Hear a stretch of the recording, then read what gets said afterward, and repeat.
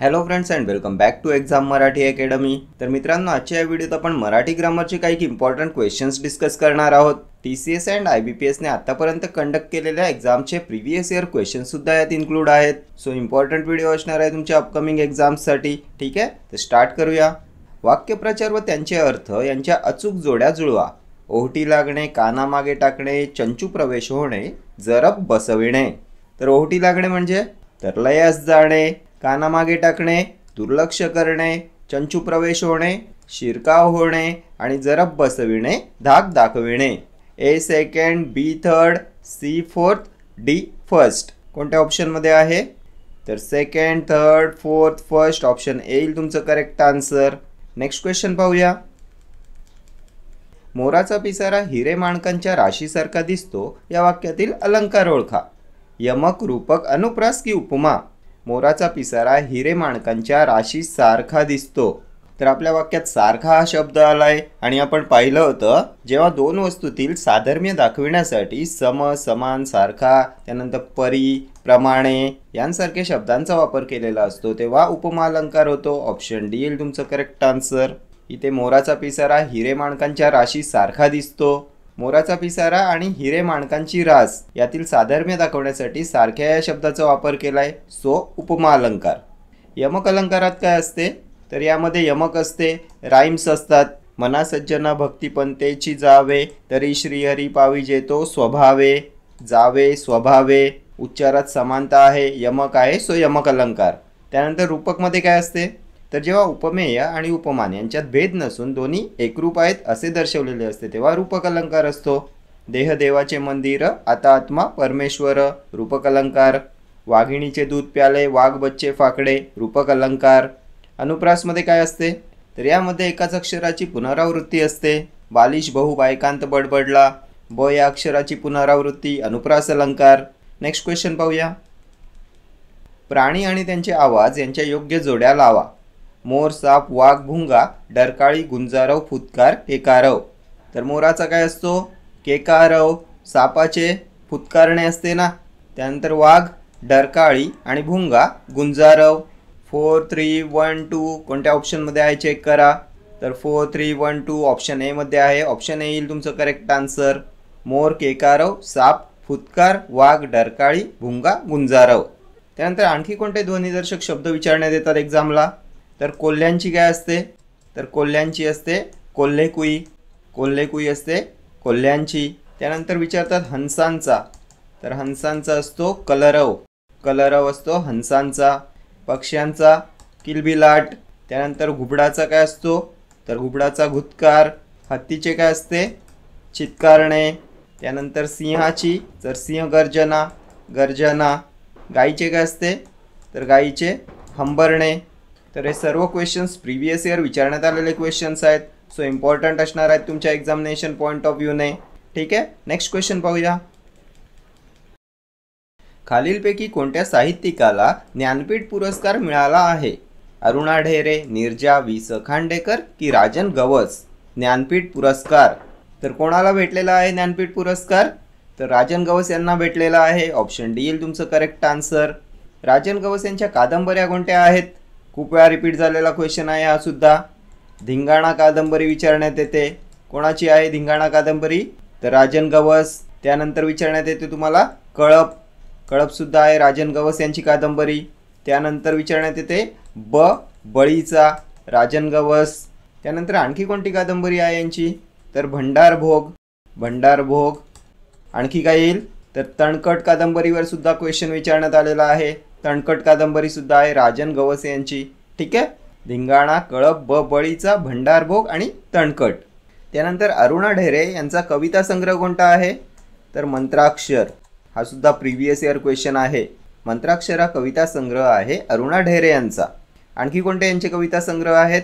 तर जावे जन्माकडे, जावे जन्माकडे हा सुद्धा कविता संग्रह आहे अरुणा ढेरे यांचा।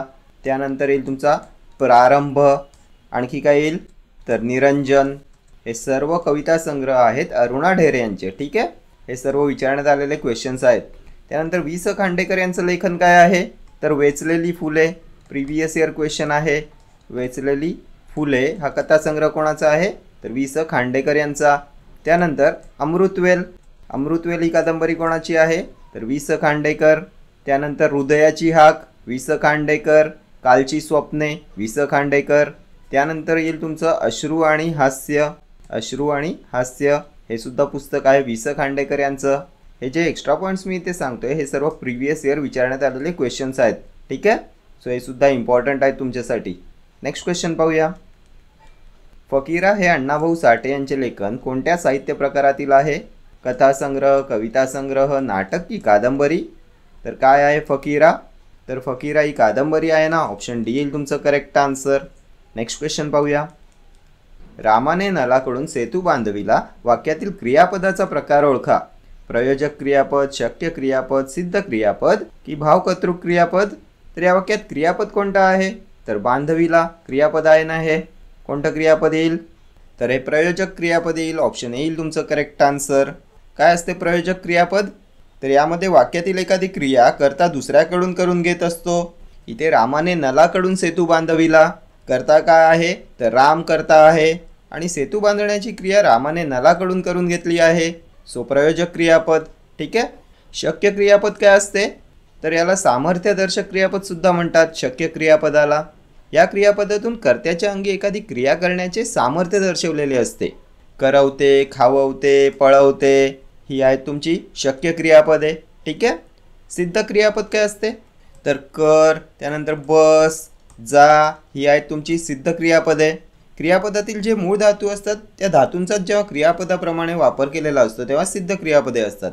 ठीक आहे. त्यानंतर भावकर्तृक क्रियापद काय असते? तर यामध्ये क्रियापदातच कर्ता सामावलेला असतो.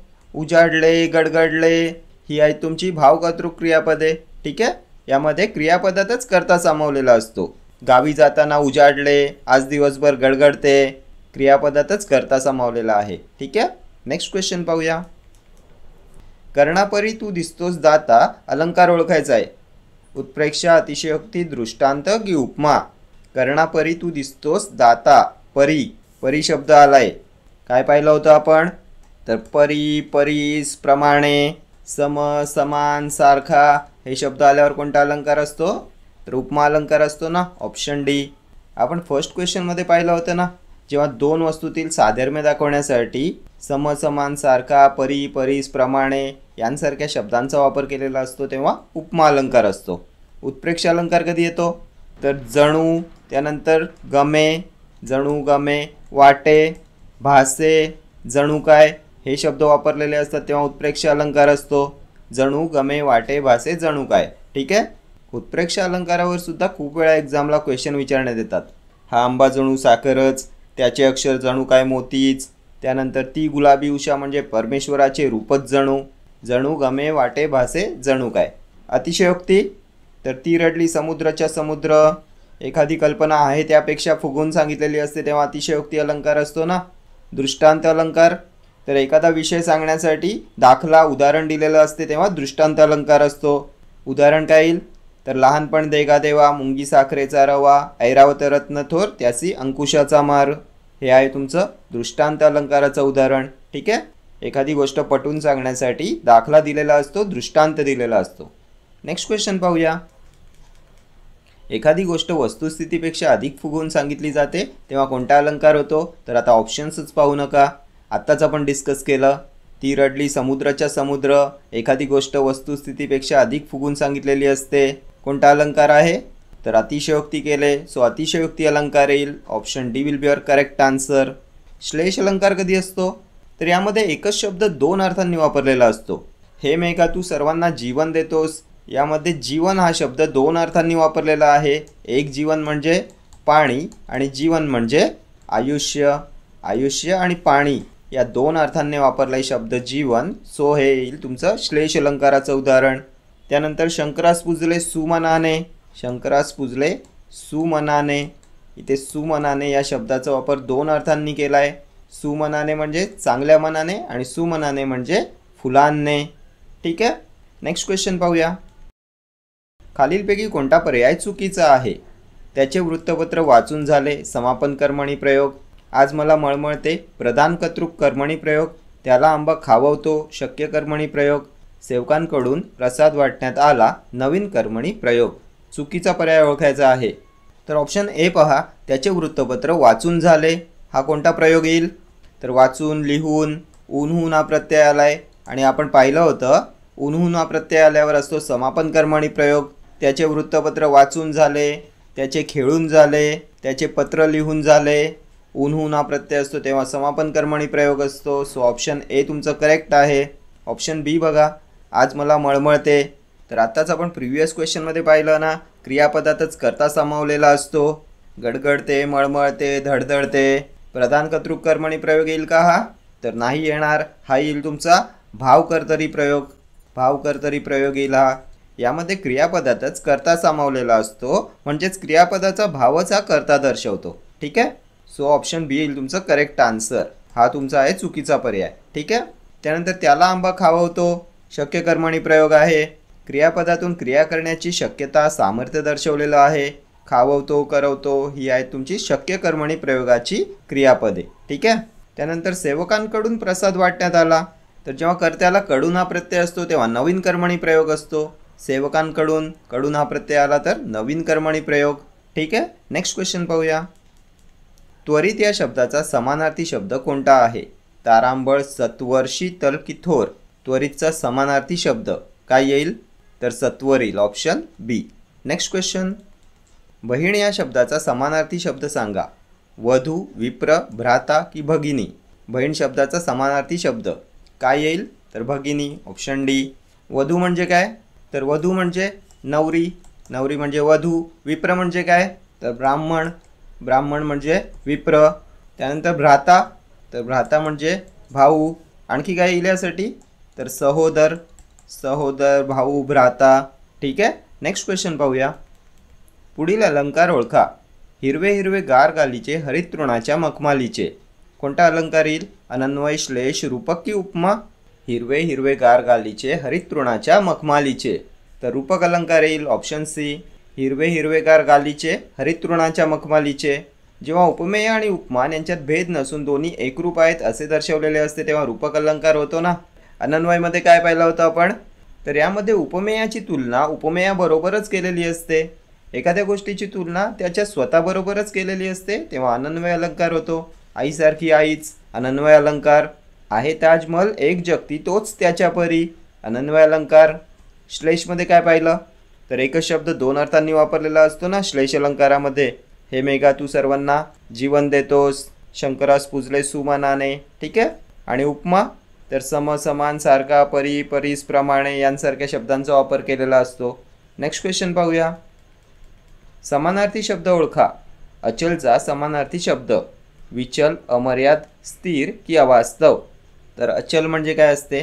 तर अचल म्हणजे स्थिर. Option C. Next question. सर्वांना खाऊ दिला जाईल या वाक्याचा प्रयोग ओळखा. अकर्तृक भावे, कर्मकर्तरी, त्यानंतर भावकर्तरी की शक्य कर्मणी. सर्वांना खाऊ दिला जाईल कोणता प्रयोग येईल? तर हा येईल तुमचा शक्य कर्मणी प्रयोग. Option D. आपण पाहिलं होतं ना, क्रियापदातून क्रिया करण्याची शक्यता, सामर्थ्य, इच्छा, अपेक्षा असा अर्थ व्यक्त झालेला असतो. नेक्स्ट क्वेश्चन पाहूया. समानार्थी शब्दांच्या जोड्यांमधून चुकीची जोडी शोधा. निशा रात्र करेक्ट आहे. मित्र सखा समानार्थी आहे. मत्स्यमीन समानार्थी आहे. भ्रतार भ्राता समानार्थी आहे का? तर भ्राता म्हणजे काय पाहिलं आपण? तर भाऊ म्हणजे भ्राता. आणि भ्रतार म्हणजे काय असते? तर भ्रतार म्हणजे नवरा. सो हे समानार्थी शब्द नाही आहेत. ऑप्शन सी येईल तुमचं करेक्ट आन्सर. भ्रतार म्हणजे नवरा आणि भ्राता म्हणजे भाऊ. ठीक आहे. Next question. काकणभर सरस या वाक्यप्रचाराचा वाक्यातील योग्य उपयोग दर्शवणारे वाक्य निवडा. हातच्या काकणाला आरसा असेल तर काकणे सरस वाटतात. सौंदर्याच्या बाबतीत मी माझ्या बहिणीपेक्षा काकणभर सरस आहे. काकणभर सरस होण्यासाठी हातच्या काकणाला आरसा असावा. आजकाल काकणे कुणी वापरत नाही, मग कोण काकणभर सरस असेल? तर कोणत्या वाक्यात योग्य उपयोग केलेला आहे काकणभर सरस या वाक्यप्रचाराचा? तर मी माझ्या बहिणीपेक्षा काकणभर सरस आहे. ऑप्शन बी मध्ये केला योग्य उपयोग. Option B will be your correct answer. सौंदर्याच्या बाबतीत मी माझ्या बहिणीपेक्षा काकणभर सरस आहे. ठीक आहे. नेक्स्ट क्वेश्चन पाहूया. तिचे डोळे कमळासारखे सुंदर आहेत या वाक्यातील उपमान ओळखा. डोळे कमळ तिचे की सुंदर. उपमान ओळखायचं आहे. तर उपमेय म्हणजे काय असते आणि उपमान म्हणजे काय असते? उपमेय आणि उपमान काय असते? तर ज्या गोष्टीचे वर्णन केलेले असते ते असते तुमचं उपमेय, म्हणजे जी मूळ वस्तू असते ते असते उपमेय आणि ज्याच्याशी तुलना केलेली असते ते असते तुमचं उपमान. इथे मूळ वस्तू काय आहे?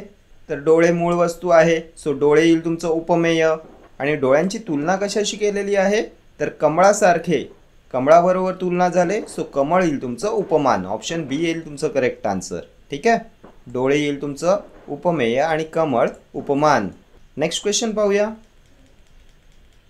आईसारखी आईच यातील अलंकार ओळखा.